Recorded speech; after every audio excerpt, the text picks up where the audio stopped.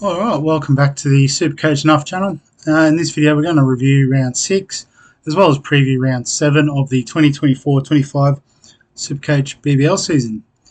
So this week was an okay week, all things considered. 657 was my score, which was in the top 12% for the round. And I did make quite a move up overall, 621 spots. So inside the top 5% now, which is pretty nice place to be, all things considered. So we'll have a look at the team, how they went. I'll be honest, I didn't actually watch any of the games over the last few days, so this will all be news to me. And so I guess the first bit there, Matt Hurst didn't play, so I guess Josh Inglis back in the team meant he probably missed out. So one we'll probably look to trade this week. Davey Warner, 70 points is pretty good considering they had one washed out game. Will Sutherland was immense with a 166.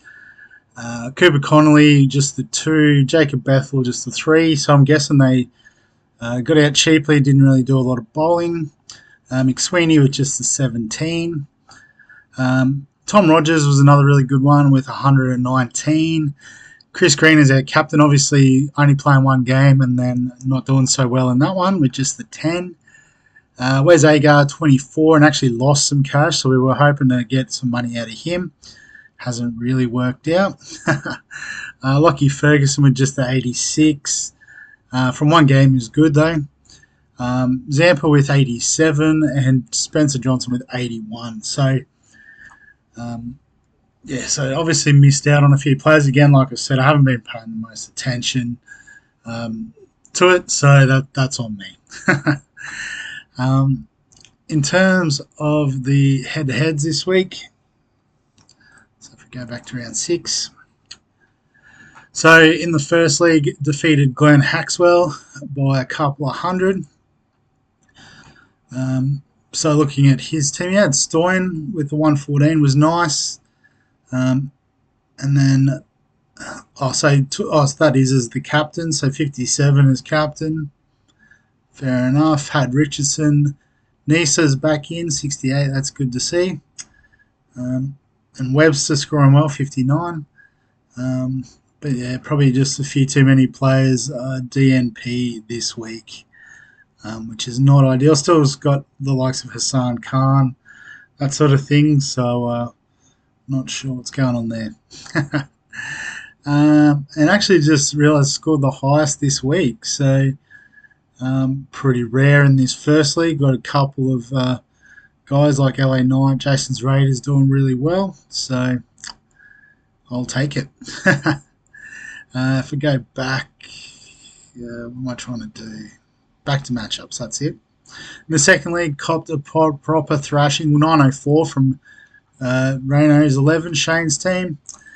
So he captained Will Sutherland, which is fantastic. Glenn Maxwell turned up, which is nice. Stoyan, Jack Edwards did well. He had Johnson and Ferguson as well. So pretty dominant all-round team performance there.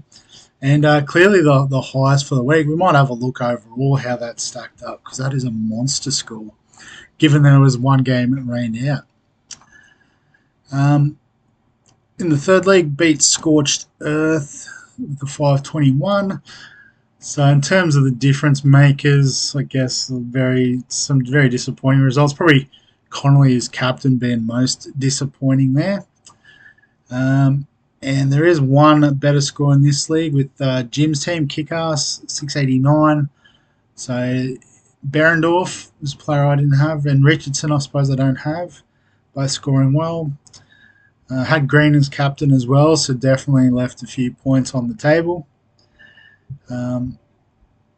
But yeah, nice. And the final one, so 778 for Shoab, Guns N' Roses, easily top scorer in this league. Captain Maxwell, which was nice. Dan Christian with an 83, obviously a sort of injury replacement signing. He's done well with 83. Berendorf, 99. had Will Sutherland as well, which was probably the key to a score this week. Have a look at Old Boys as well, just another 700 scoring team. So he had Dave Warner as captain, Christian, Jilks in the flex, 45 was solid. Ben Duckett had Sutherland, Zampa as well. So some good stuff there from Maurice. So in terms of the scores this week, so top score was 10.59. So I thought Shane would be close, but not really. I just have a quick look. So, and he didn't have Sutherland and managed to get 10,000 or 1,000 score. Oh yeah, down here is captain, sneaky one. But Sean Abbott was good. Ashton Agar, Maxwell, Hayden Kerr, very good.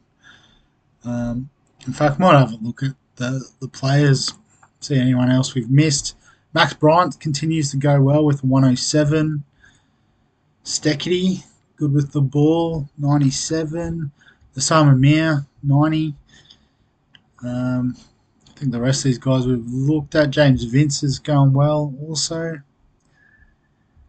What about break-evens? Anything interesting to look at there? So Max Bryant with a negative 60. I guess with that washout game, he already had a low break-even and another big score has helped that cause. So I guess, could be one to grab some cash this week and flip. Potentially Dan Christian. It's cheap. It looks like, he'll probably play a role given the injury crisis there. Although I think Sam's can't be too far away, so I'd imagine he'd be in Sam's spot. Steckity, Webster, Tim David we've already got. Sutherland, if you haven't got, now's the time to get on. Doggett missed out this week. Oh, that's right, Adelaide had the bye, so probably comes back this week. Finn Allen's still alright for this week in terms of break-even. Chowdhury might be one if you're looking to start loading up on Hurricanes players. And then we're starting to get into the positives. So we'll go from there. But in terms of my team this week, again, it's probably one I won't get to see the late mail on today. Got a bit on. So essentially everyone's playing one round, one game this round. Next round is when Hobart have their double and the Stars miss out. So you can hold on to your Stars assets for one more week.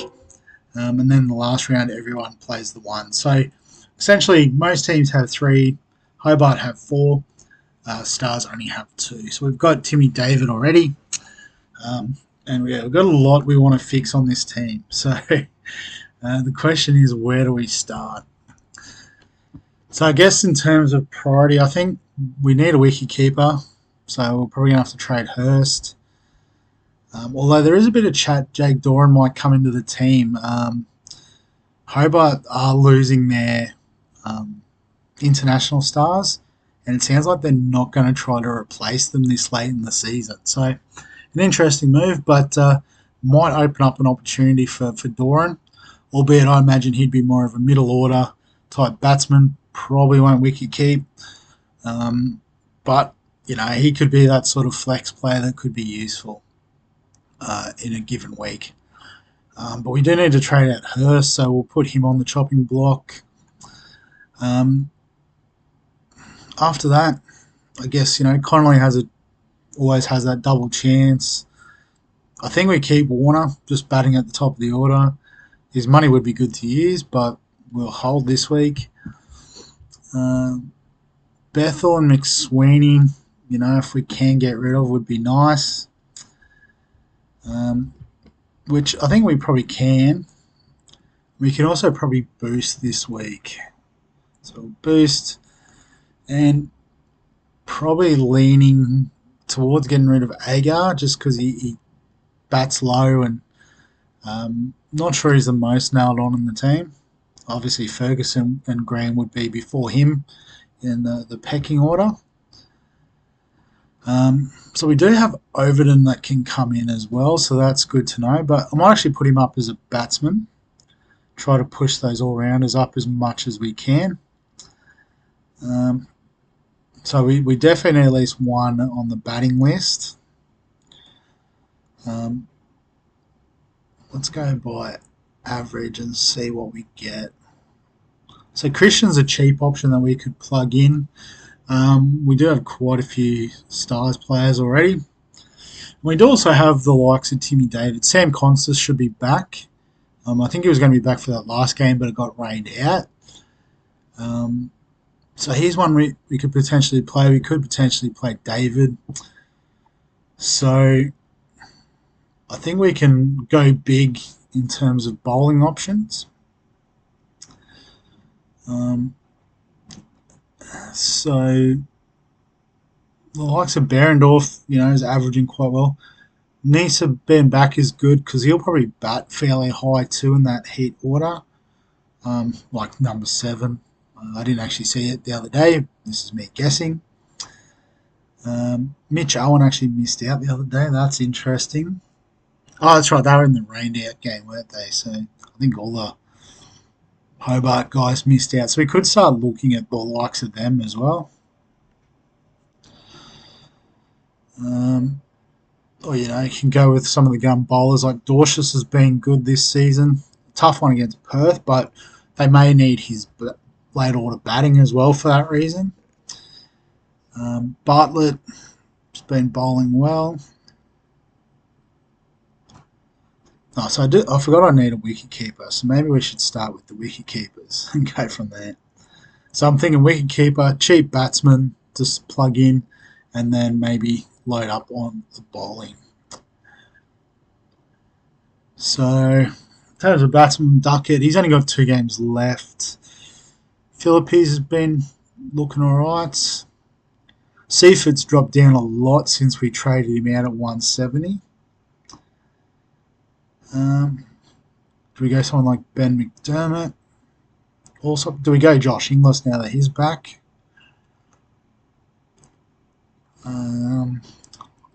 So many choices. Yeah, I think at his price we'll go Josh Inglis. So then that gives us 340. So if we even look at a real cheap sort of batting option, what is it, 40k? So we've got about 300k to spend in the bowling. So we might just focus on that next. Get rid of the wicket keepers now. So we probably can't get 2 out and out guns. We need a bit of value. I guess the sort of we can't quite afford both. Richardson and Abbott would be ideal.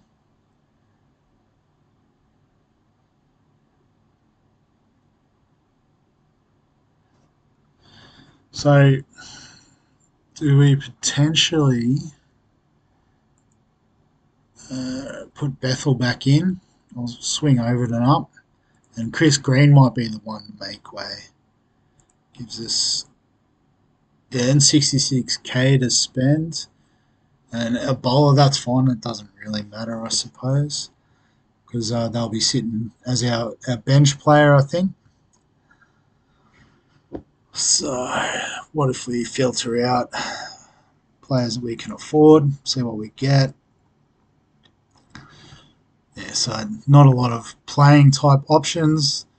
Prestwich probably back out now that Nice is in, so Liam Scott, I suppose, has done a bit of a job. I don't know if he was replacing anyone. We can plug him in anyway. The all-rounder sort of flip would be good too. So let's do that. Alright, so we'll just put Richardson on field. So, our starting 12. So I guess in terms of the batsmen, Connolly, Bethel, does David or Constas come in for one of them? Potentially not. Let's see. So Hobart and the Thunder down in Hobart. So Tim David would be handy. Obviously, we've got the flex there as well, so he could be that sort of high upside option that we plug in. So he's definitely on the list of potential bring-ins. Sydney against Perth, 2 strong teams there. So in terms of captaincy, we might, avoid. I guess in terms of VC, we'll go Warner tonight. See how that comes off. And then Adelaide, Brisbane. So leaning towards Spencer Johnson as my captain this week. Obviously, Will Sutherland is another option there in the late Sunday game there at Marvel. I guess, yeah. So obviously, having the first game, we've got a few options for flipping around. Although I just noticed all my two non-playing options both play the first game, so might be a straight C sort of situation. In which case, I guess Sutherland does get the two goes at it with bat and ball generally. Overton potentially, I'm hoping he might need to do some stuff with the bat against the Heat. Maybe we'll go Overton. I don't know. Let's do it like that because, as I said, it's probably a straight captain situation. So, if Sutherland's out for whatever reason, I'd be happy to take whatever Overton gets. Yeah, so I think that's the team going into this week's fixtures, or this round's fixtures. Say this weekend's fixtures, because the next update will hopefully be on a Monday morning. But as always, if you've got any questions, comments, thoughts, feel free to add them below this video. Give us a thumbs up if you enjoy the SuperCoach BBL content. Subscribe for all the fantasy sports content on the channel. And other than that, we'll catch you in the next one.